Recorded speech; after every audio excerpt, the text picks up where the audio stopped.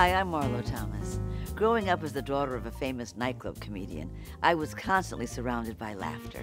I was a lucky kid to have a seat at the table, often our dinner table, with my father, Danny Thomas, and his famous comedian friends, the boys, as he called them, and listen to them tell stories and swap jokes.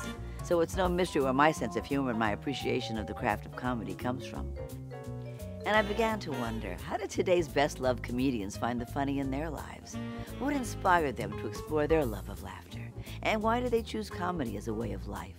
When I talked to George Lopez, he told me it all began with his grandmother. Here's a preview. I hope you enjoy it.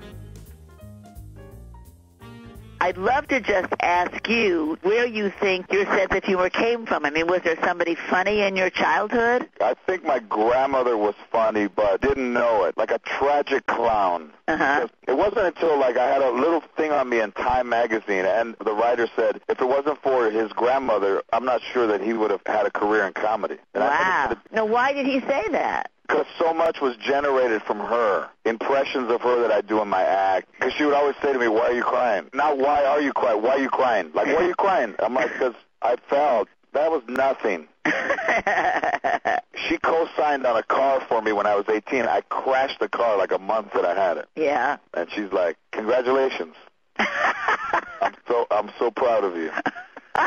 And I'm even prouder that I co-signed, like that kind of stuff. You know, every comedian has a formula in how they approach comedy. Mine is the opposites of what normal people say and the opposite of normal behavior.